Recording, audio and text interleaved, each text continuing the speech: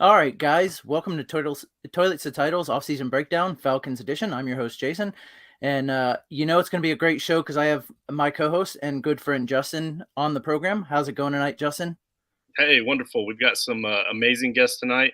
You guys know the biggest reason that I love these breakdowns are because as an outsider, a guy that just likes the NFL and likes his own particular team, it's good to get that insight from the experts. And boy, we've got the experts lined up tonight, so I'm excited. Well, you jumped right in there for me. We've got two of the best from Atlanta. First, we're going to talk about from Fox 5 Atlanta. We have the one, the only, the other Miles Garrett. How you doing tonight, Miles? Doing good, fellas. How about y'all? Doing great. Doing great. All right, and if Miles wasn't impressive enough, we have another one of the Falcons greats, one of the best in the business. We have the host of Locked On Falcons, Aaron Freeman. Welcome, Aaron. I've been told I'm a great locker room guy, so I hope I can add that presence here on tonight's show. I'm not going to get on too much of a rant on this, and we talked about this going to be loose, but what is up with the old men talking naked in the locker room conversation? Do you guys ever get that? They're the only ones. They're the only ones who do that. So the most in shape guys in the gym don't do that. Yeah. The older you get, the longer you want to stand around naked and talk about it, I guess. But anyway, we'll get off that. And I do want to start the show off with the softball. You guys are both Falcon fans. We talked briefly beforehand. I'm a Buccaneers fan.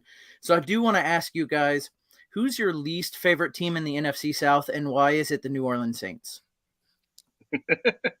We'll go ahead and start with Miles because he got the bigger smile. I got nods from both of them, but Miles gave me the biggest smile. So the question is why? Yeah, absolutely. Oof, man, there's a lot of different reasons you can go. There's rumors. I don't know if this was actually ever confirmed, but I think there were rumors that players peed on the Falcons logo at one point in the Georgia Dome afterwards. I mean, that was relatively recent. I think that was in the mid 2000s. I mean, this rivalry goes all the way back to, since this team has been in the same division when they were sharing it with the 49ers and the Rams. I mean, this rivalry goes way, way back. Jerry Glanville, Blackout. There's been so many moments. It's really hard to figure out what exactly maybe the genesis of it was. Maybe just two Southeast cities that were basically at that point the closest proximity towards each other as far as NFL teams were concerned. So, I mean, that would be my closest guess, but it almost seems like every single year it just gets deeper and deeper and deeper. These two teams and these two fan bases just despise each other. So, Aaron, I don't know if you have anything else to add there, but maybe you have a better idea for maybe how it started, because I'm not quite sure. Yeah, I think it started with sort of the NFC West days back in the 1960s, sort of playing in the same division as the 49ers and the Rams, two West Coast teams, and the Falcons and the Saints were the two Southeast teams as the NFL was trying to make forays into, quote unquote college football territory in the Southeast. And I think it's just kind of two brothers from a different mother, two cities that were, regionally located and just kind of were the doormat of the NFC West for, decades for the most part until no, I guess that was later. I was about to say until the Bucks joined, but that was the NFC Central. And then, so all the, movement around the division. So I just think it's two teams that were always competing for third place in the NFC West for, basically decades. And that just, stems a really strong rivalry. And of course, now the two fan base, you have multiple generations of fans in both cities that just hate each other. So it has only gotten stronger as the rivalry has gone on. To be fair, as a Bucks fan, I'm right there with you. We hate them too. I think if you ask Panthers fans, probably be the same thing. The Panthers fans I've talked to, they want the Falcons to be their biggest rivals, and they hate the fact that the Falcons see the Saints as their biggest rivals. Yep. So they probably do hate the Saints just because they are taking the Falcons away from them.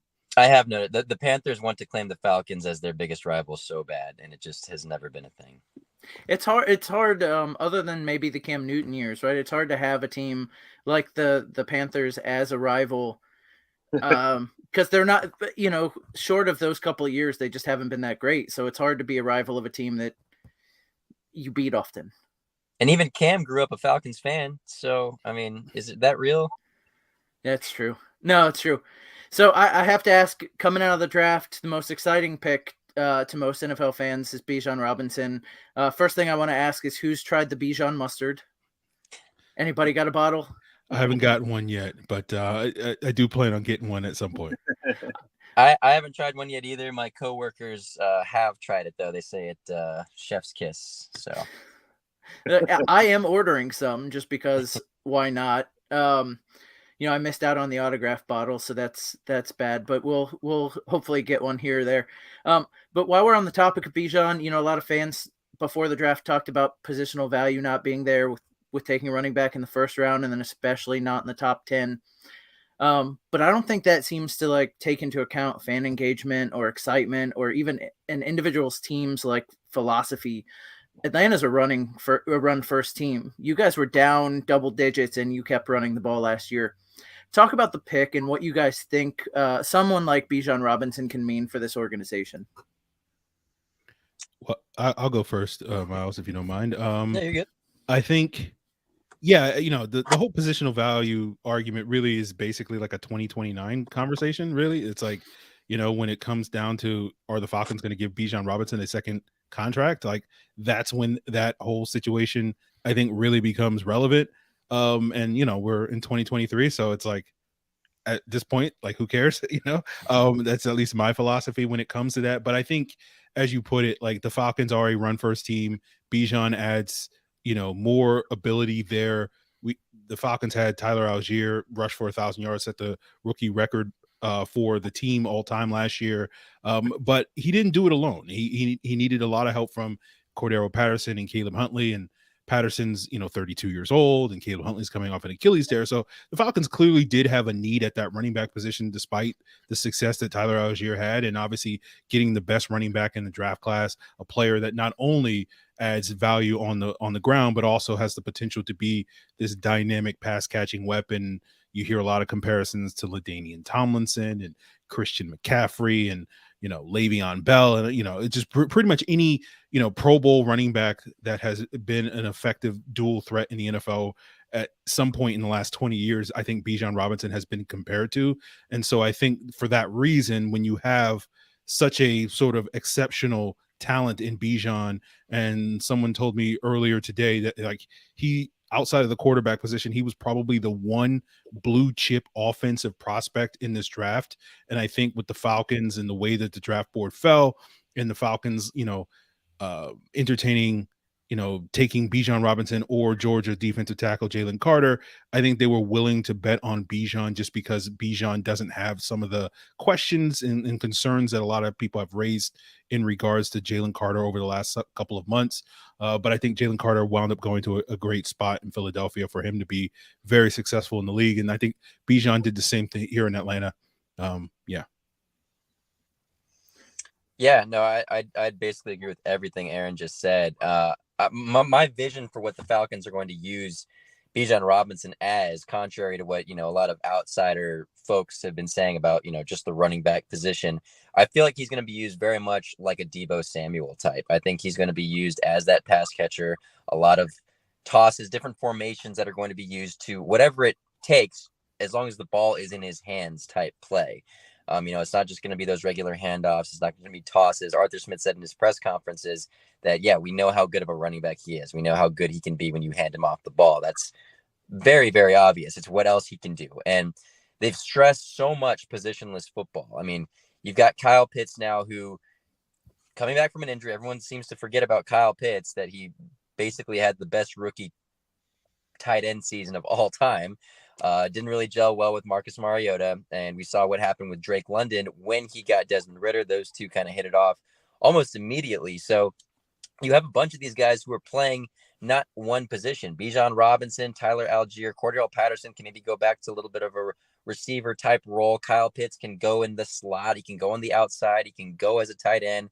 Jonnu Smith the same way. He also can line up maybe in the slot as well, like with Arthur Smith, what he has done with him before in Houston, Tennessee, when he had his last best season there. So I think the main point with Bijan Robinson is, yes, it is a running back, but I think the the term offensive weapon, as cheesy and maybe cliche as it sounds, is extremely, extremely relevant when it comes to Bijan Robinson, because he is just that. He isn't just a running back that you're going to use for tosses and handoffs. He's going to be used in a multitude of different ways. And Arthur Smith has shown how creative he can be using different players in different formations, outside of Felipe Franks, I would say. But besides that, I think he's done pretty well with the players he's had over the past few years. And you could argue the players he's had over the last few years have been rentals. We now have a team that he and Terry Fontenot have really put together themselves. So one thing that kind of surprised me in the draft was that they didn't try to address the wide receiver position at all. And I'd say it was probably like Wednesday or Thursday's episode. You might correct me if I'm wrong, Aaron, but you had mentioned that is one position where the locker room still kind of needs a little bit of support. That wide receiving core still needs a little bit of help. And then earlier today, I was surprised with an interview that I got to see on Twitter from you, Miles, where you got to interview the one and only Mohamed Sanu, who I'm a huge fan of from back in his Cincinnati days. I'm not a Bengals fan, but when he was on that Bengals team, and then you had Chad Johnson on the other side, when Carson Palmer was hot. I mean, when they were going, it's because Sanu was going, right? So not that I'm expecting anything huge, but Miles, do you anticipate any kind of a comeback from Sanu as a real possibility, or if not, is there another way that the Falcons could address that little bit of a weakness there? And then we'll go to you, Aaron. Yeah, in regards to Mohamed Sanu, I don't think anything is in the works right now, I will say. I know he's worked out with Desmond, as he said in the interview. He's been working out with Desmond Ritter and has worked out with Drake London, some Falcons guys before. He really likes more or less the culture that is going on in Atlanta right now, and just I think admires the system that's currently in place. Whether or not that means the team is interested in him, I'm not quite sure. He is kind of at a later portion of his career right now, and I think the moves or lack thereof in regards to Mohamed Sanu is sort of a breakdown of where he might be in his current career. But as far as the wide receivers are concerned, I do think the Falcons may add another veteran. They already added Penny Hart this week. He may be more of a special teams guy per se. But as it stands right now, the receiver room is Drake London, Matt Collins, Scotty Miller, two guys they just added this offseason. Matt Collins really fits that Arthur Smith vibe of tall, big, wide receiver, very physical. Scotty Miller, finally sort of that speedy slot guy that they've been missing. I think he's going to be filling in that role. A lot of guys have already forgotten about Jared Bernhardt, big preseason guy last season. Had to deal with some injuries that kept him out of the regular season. He had some pretty good chemistry with Desmond Ritter, so maybe he comes back and becomes a more viable option. Frank Darby may be on the outside looking in as far as a roster spot is concerned, but all that said, I do think that they may add another receiver before training camp rolls around, or maybe during training camp. It still could happen. But you're right. I do think that they could use perhaps maybe one more veteran presence in there, because I do think that they are relatively satisfied with what their receiver room looks like. I just think that they may or may not add, or may add another veteran to sort of fill it out a little bit. Very good. And Aaron, your thoughts? Yeah, I think the Falcons are just kind of biding their time, hoping, someone becomes available. I've termed it, some of my other friends that cover the team call it Corey Davis watch. We're just basically waiting to see when the Jets move on from Corey Davis. I know they've recently come out since the draft saying that, Corey Davis is a valued part of our franchise and we have no intention of moving on from him. But, that feels like all talk at this point, given the investments that the Jets have made at that wide receiver position this offseason. And so with Corey Davis's contract, it's hard. Basically, he has to win one of those top three positions in training camp in order, in my opinion, to secure a roster spot. And if not, they'll probably look to shop him or move on from him at some point towards the end of training camp. And so I think, the Falcons will just kind of bide their time. They'll see what Matt Collins and Scotty Miller can do as the presumptive number 2 and number 3 receivers. I think both of those players are certainly serviceable receivers and have proven productive when they've gotten opportunities in recent years. So I think the Falcons will be fine at the wide receiver position, but there's clearly room for an upgrade just because, Hollins is basically 1 year of production as a starter this past year with the Raiders, and Scotty Miller has primarily been a fourth or fifth receiver in Tampa Bay. Obviously, a large part of that is due to how stacked the Tampa Bay receiver room has been over the last couple of years, with guys like Mike Evans and Antonio Brown and Julio Jones and Chris Godwin and Russell Gage. And so I do think the Falcons are content at their wide receiver position, but I think they'll be looking for, potential upgrades, but I don't think they're going to rush out and get it. They'll just wind up, seeing what they have in those guys. And if they feel like they need to make an upgrade there heading into the regular season, we may see them, maybe pick up the phone and give the Jets a call to see if, Corey Davis is on the trade block at that point in time in the summer. But we'll just sort of have to see. But I think the Falcons are relatively content. They'll just basically funnel their offense through, Drake London, Kyle Pitts, Bijan Robinson. We'll probably see Cordero Patterson dabble more as a wide receiver. As Miles said, Bijan can kind of be in that sort of Deebo Samuel role. So I think the Falcons will be able to figure it out if they do have to rely on Mac Hollins and Scotty Miller as those complementary weapons at the receiver position. But I do think, if the opportunity comes along, they will try to upgrade that spot.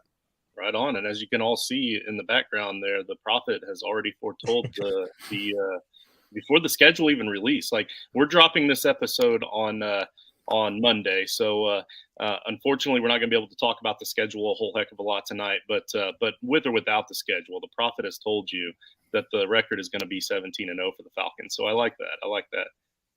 Yeah. Jason, you have another question? Well, you touched on it briefly, talking about Jalen Carter, that I know some of the fan base was a little disappointed. Jalen Carter was there for the Falcons for the taking. Your guys' pass rush over the last few years hasn't been all that good. Jalen Carter's there. He's nasty. He's a great player. And they went Bijan anyway. They went, and it's not just because he's like you said, a blue chip offensive weapon. There is some, there was some baggage for Jalen Carter. And I know, Aaron, on your show, you talked a little bit about the type of guys Atlanta's looking for and has looked for this offseason. Do you want to get into a little bit like the kind of guys that they're trying to build their culture around, what they've been doing? Yeah, Terry Fontenot, anytime he gets in front of the media, he always, probably mentions the name the word makeup about 15 times. All right. So if you wind up playing a drinking game, every time Terry says makeup, you will die. So that is clearly a point of emphasis to explain that joke. Like, it's clearly a point of emphasis for this organization to get the right type of people in the building. And it's not to sit here and say that Jalen Carter is the wrong type of person. I can speak to the player, I can't speak to the person, but there was certainly a lot of buzz over the last couple of months that, people had some concerns about Jalen Carter and, various things. And so I think for that reason, the Falcons, were not necessarily as high on Jalen Carter as other people were. And what's notable to me, the Falcons obviously did choose Bijan Robinson over Jalen Carter, but they weren't the only team picking at the top of the draft that also, quote unquote, passed on Jalen Carter, right? There were several other teams ahead of them that had the opportunity to take Jalen Carter. They did not take them. And the majority of those teams, at least 5 out of the 6 teams picking ahead of them that had the chance to get Jalen Carter, wound up drafting defensive tackles later in the draft. So it was a clear indicator that at least a half dozen or more teams had some of these concerns with Jalen Carter as a person, that they were, despite having a need at that position, they were willing to look in other avenues and wait to get their D tackles on day 2 and day 3 of the draft. And I think the other thing that made it easy for the Falcons to pass on Jalen Carter was the investments that they made along the defensive line in free agency. They brought in David Onyemata. They brought in Calais Campbell. They were able to get Eddie Goldman to come out of retirement after they signed him last summer. And I think he got one look at that Georgia Heat and he said, I don't want to play this season. I'll wait till it cools down a little bit. So we'll see what he brings later this summer. But I think the Falcons felt really good about their D tackle room at that point in time. And so it made it a little bit easier for them if they were on the fence about Jalen Carter for other reasons. It made it easier for them to move past Jalen Carter and feel like they were pretty good at that D tackle position moving forward and that they could address other needs. Miles, you have the same idea there about the Jalen Carter versus Bijan? Yeah, and Aaron touched on something that I was going to mention myself, is just the aspect of the defensive line is a lot deeper than we think already. I mean, they've got a lot of depth suddenly on that defensive line, and there's going to be some cuts, very tough cuts that are going to have to be made in the preseason now, just with the amount of bodies they have in there right now. So I think that decision, all the moves they made in free agency, I mean, really, I'd say about a good 80 to 85% of the moves they made this offseason in regards to free agency were on the defense. So the offense was left a little barren. So in that regard, it did maybe make a lot of sense to go the offensive route in the draft. And oddly enough, from what I heard reporting wise, was that if he was available and Bijan was not there, the choice was going to be Paris Johnson, the offensive lineman out of Ohio State. Apparently he was a lot higher on some other boards. So maybe that gives you another indication of the route they were going. Perhaps they were all in on the offensive side for that first round of the draft. Ryan Nielsen got his choice of whatever he wanted this offseason. Arthur Smith said it was his turn to pick for the draft. But yeah, I mean, you got some other picks there that you're working with later in the draft. Harrison out of Ohio State. Arnold Ebiketie is another guy that I think a lot of people are going to see this year. I think last year he got so unlucky. He was one of the most unluckiest players I would ever see, because he was always involved in plays. He was always getting there, but he just wasn't getting those sack numbers. I think a full year of development for him, I think it's a good reflection of what they think he can do in this defense. So I think they've got a lot of guys that they're excited to see develop. D'Angelo Malone's another guy.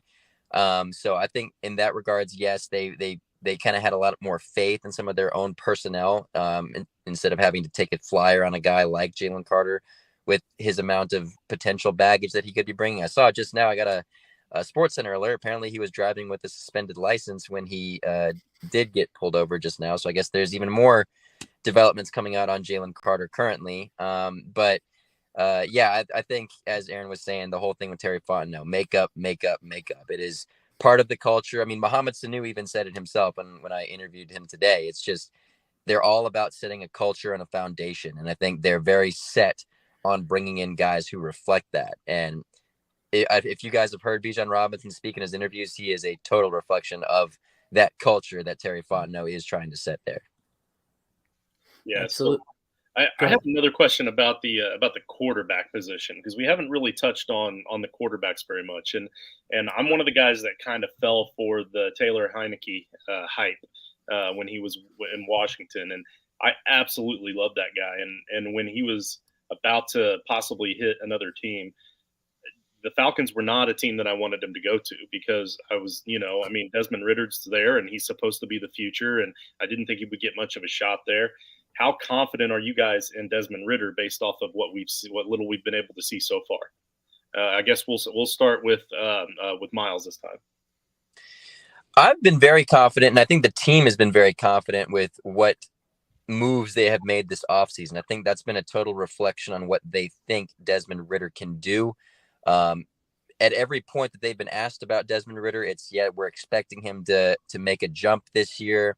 We're surrounding him with re-signing guys like Chris Lindstrom, Caleb McGarry. We're bringing you another offensive weapon in Bijan Robinson. Basically, hey, here's everything you need to be successful. We're revamping up this defense. This is our leap of faith in you, that, yes, we do think that you are the guy going forward. Taylor Heineke, when he was first brought in, his first interview he did with us, Fox 5, and he told us, he said that when I was brought in, Terry Fontenot told me my job is to help out Desmond. Desmond's the guy here, and it's my job to be the best backup I can be. So there isn't even any conversation of, right, yeah, this is a competition at quarterback. It's Desmond's job. They've announced that. They've said it.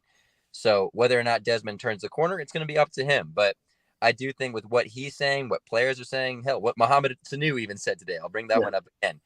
They're all very, very confident in what he's done this offseason and the progression he showed in his last 4 games. I mean, every single game he played, those last 4, it was a steady improvement. You can argue, yes, maybe certain competition was a reflection of that, some guys that weren't out. But my answer to that is, what were you hoping he would do? Or if it's bad competition, are you expecting him to not play as well? So, I mean, you have that in addition to the chemistry he has very evidently with Drake London coming in as rookies together. Both of them have a ton of chemistry. It's very evident to see if you see those guys together. They've done some podcasts with the Atlanta Falcons that you can view on their site. But Yeah, I mean, I think every indication this offseason has pointed to the fact that this team believes in Desmond Ritter and they're ready for him to take that second year jump. And if he's not ready, then I expect them to make a move next offseason. But I think he's going to show enough this season. And Aaron, really, that's the way to do it, right? Like, show your confidence, establish your quarterback, let the team know who the starter is, so that there's no question, so they can just move on with getting to work, right?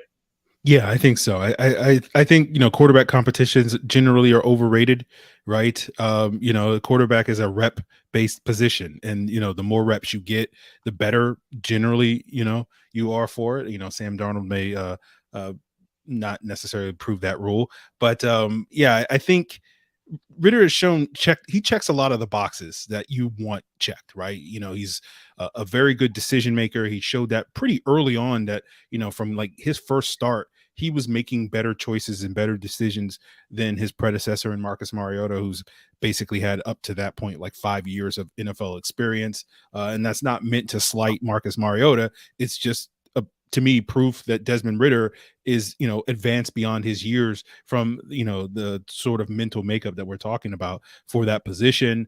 I think he checks the box of, like, with young quarterbacks, because they tend to struggle with decision making. You have to be able to create plays off structure, use your legs to extend plays outside the pocket. He did that really apparently in that Week 18 matchup against the Tampa Bay Buccaneers. A number of third down conversions that led to points for the Falcons in that game. And yeah, I think the numbers bear out that he had like a perfect passer rating on 3rd and 4th down in that game against a pretty formidable Bucs defense. I know they did pull some of their starters at halftime, but that was in the first half. He had pretty much a perfect passer rating at that position.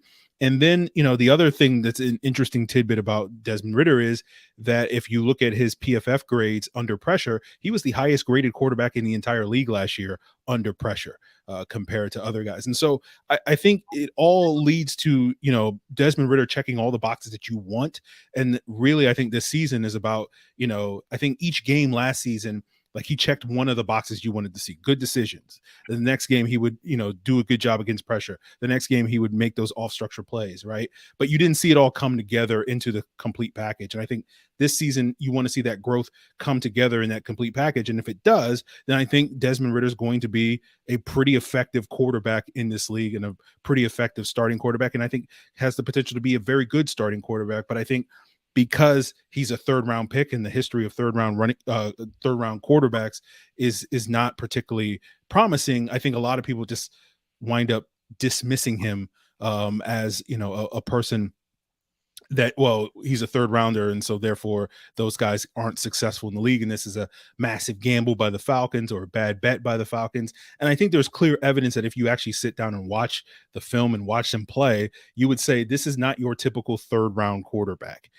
in Desmond Ritter. So I do think there's a lot of things going for him. I think the team recognizes that, and they're looking to see what he can do. And if he shows that growth and that development this season, you'll probably see him be the Falcons quarterback for the foreseeable future. If he doesn't, they'll have an opportunity, like so many other teams in the league that we've seen in recent years, to move off of him at that point.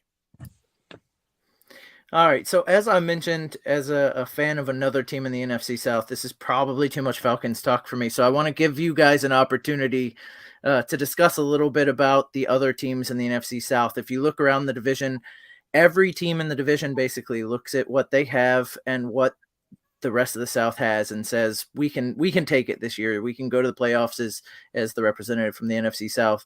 What do you guys see when you look at the Panthers, the Saints, the Bucks? And I'll start with Miles on this one.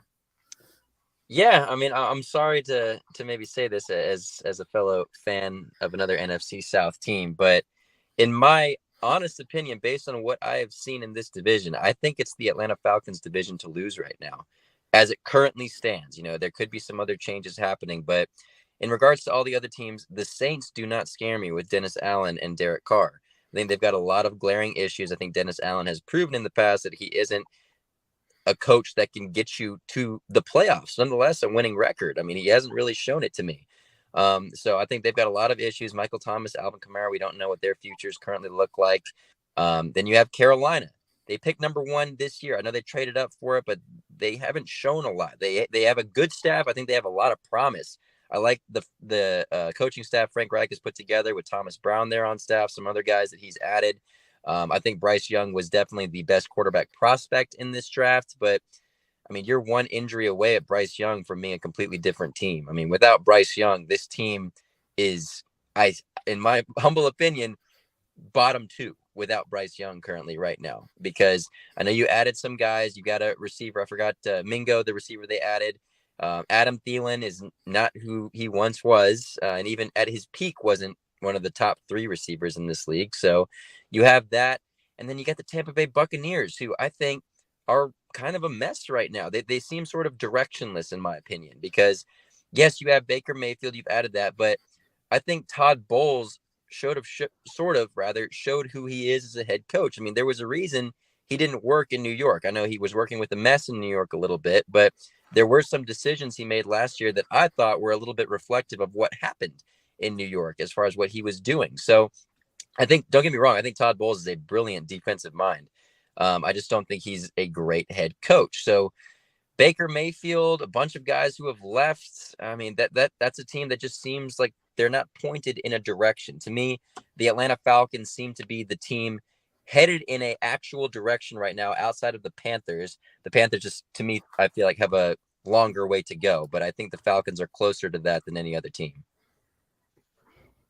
Yeah, I'll piggyback on that. I think every team in the South and every fan base in the South can certainly make the case that their team is going to win the division, right? It's just basically just a whole bunch of, middling teams, at least by most people's perception, and probably the team that's the healthiest this season will probably emerge. But I agree with Miles. I do think the Falcons are the team that should be the front runner. I look at all these teams and the question marks that they have at the quarterback position. And all of these teams, I think, are built to be, we're going to lean on our running game and we're going to play good defense. And when you're the Bucks and when you're the Saints, you've been proven that you have good defenses, but I don't know if you have necessarily the running game that you're looking for to be able to be the staple in the bread and butter of your offense. And I think the Falcons, as we've discussed already today, have made significant gains, that they've closed the gap when it comes to the defense. And I think they obviously have the best running game that they can lean on. So I feel like the Falcons have the firmest foundation of any of these teams in the division in terms of how they want to play and executing how they want to play. And so for that reason, I do give the Falcons the edge in this division. Not to mention, I think they have some fairly good skill position players that may now be able to close the gap on the talent that the Bucks have had the last couple of years that they were pretty much successfully able to retain in lieu of losing Tom Brady with, Mike Evans and Chris Godwin, Russell Gage, and those guys still being there. But, I think this is a division that any one of these teams could win. Any one of these teams could surprise and get hot at the right time and rattle off a couple of wins to my prediction is kind of, despite the sign over here, I think we'll probably get all 4 of these teams winning between 6 and 10 games. And whoever's in last place will be 1 win less than the third place team, and the third place team will win less. So it'll boil down to week 17, week 18 this year to decide this division, much like it was last year. And I think it will be even close, but I do expect the Falcons, call me a homer if you want, to emerge victorious in that regard. Right on. I like it. So one final question, and I'm going to start with Aaron on this one, and then I'll close this out. But I like to ask this question at the end of every one of these breakdowns. As a fan of our teams, we always have those rose-colored glasses on, right? Or in this case, the red and black colored glasses on, right? So realistically, what is a realistic – unfortunately, we don't get to see the schedule yet. And a lot goes into the schedule, back-to-back road games, where are your division games, where's your bye, all that sort of stuff. But realistic expectations at this point, as far as within the division, do we have a playoffs opportunity here? And then also, what would be a disappointing season for you? And like I said, we'll start with Aaron. Yeah, I think a realistic expectation for the Falcons is above 500. I think they'll win 9 or 10 games this year, assuming the schedule breaks their way. I think a disappointing season would be probably a third losing season under Arthur Smith, given some of the changes and given some of the expectations that they've been able to get out from under their sort of cap hell these last couple of years, and been able to shape their roster in a way that I think, as Miles put it earlier in the episode, that the way this is their team. And so this is the first time that this is their team. And if they were to, finish 7-10 again, I think that would be a disappointing year. I don't think it would be like the sky is falling type of year, but it would be something where if this team can't figure out a way to get above 500 this year, that would be a disappointing year to me. But I think realistically, above 500, making the playoffs, winning the division, I think is very realistic for the Falcons. Fair enough. All right. And Miles? Yeah, I mean, I have almost the exact same sentiment as Aaron. I think a disappointing season for this team would be another losing season because, like he was saying, you have all these changes that you have. You add a talent like Bijan Robinson. You've got your guys there. It's no longer these cheap rental players that are on your roster. So you can't really go 7-10 for a third straight season. A successful season, I think, or not a successful season. I think it would be a successful season, of course, but I do think realistically, people have asked what my prediction for this team will be. I've said 10-7. I think it's not really a controversial thing to say. This team could win 10 games this year and be division winners. So that's been the one I'm sticking to. Obviously there's going to be injuries that occur, hopefully not to anyone major and for not a long period of time. And see, the schedule is coming out any second now. So, that could shape the way things go as well. Again, things always happen during the season that you don't expect. Everyone predicted the Falcons to go, 2-15 last year. They did not. So it seems like the last couple of years they have overachieved. So we'll see what they can do with the roster they currently have. But yeah, I'm going to go 10-7. Can't afford to go 7-10 again. Very good. I like it. All right. So Jason, you did the intro. I'll do the outro here.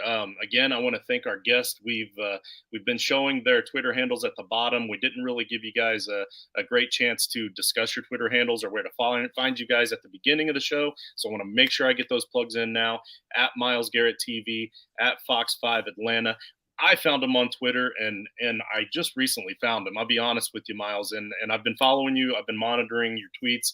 Dude, you're a great follow, man. You're really on it, and I appreciate the work and the effort. Where else can they find you at, or where else can they find your work? I appreciate the kind words. Thank you. Yeah, no, I posting a lot of stuff mostly on Twitter. I'm starting to post a lot more on my Instagram. So if you guys want to check out some Falcon stuff there, that is at Miles M. Garrett. So I'm starting to post a little bit more there. Sometimes on TikTok I post. That is Miles Garrett TV as well. So I do some stuff there as well. So that's about it. Right on. Did you have to throw in the M on Instagram so that people didn't think you were that other fella? No, I tried just to do Miles Garrett. There's some other jabroni out there with a Miles Garrett handle. So I just had to put my middle initial in there. Right on. And I said it last year. I found the guy a couple of years ago through the Locked On podcast.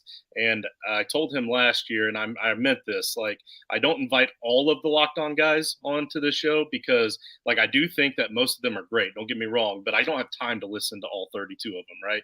So I have a few that really stand out that I listen to pretty regularly. And I'm not even an NFC fan. I'm not a Falcons fan, but man, the work and effort that you put into it, the Falcons Prophet is like the perfect nickname, man. You are awesome. You can find Aaron Freeman at Falc Fans, and then also at Locked On Falcons, obviously. But is there anywhere else they can get a hold of you? Anywhere else they can find your work? Yeah, they can find my work at the Falcoholic. Occasionally I put up written content. I think I have an article about Desmond Ritter discussing some of the things we talked about today coming out a little bit later this week, and probably we'll have some more content over there over the course of the summer in the lead up to training camp, probably talking a little bit about what or the Falcons plan at the wide receiver position. I think is probably the next one I'll wind up doing over there as well. So if they want to get that written content, they can find it at thefalcoholic.com. Outstanding. Well, for us, we've got at BFTG Jason right here, at JustinFF_. You can find the show and all of the other guys because we've got a huge team here now at Toyless Titles. Make sure you hit that like and subscribe at the bottom. Guys, please put your comments down at the bottom to let us know what you thought about the show. Let us know what you want us to tweak about the next one. Maybe not the immediate next one because we're recording that one in 2 hours. That'll be the Patriots. You can find it on Tuesday. But that wraps us up here for the Falcons offseason breakdown episode. Greatly appreciate you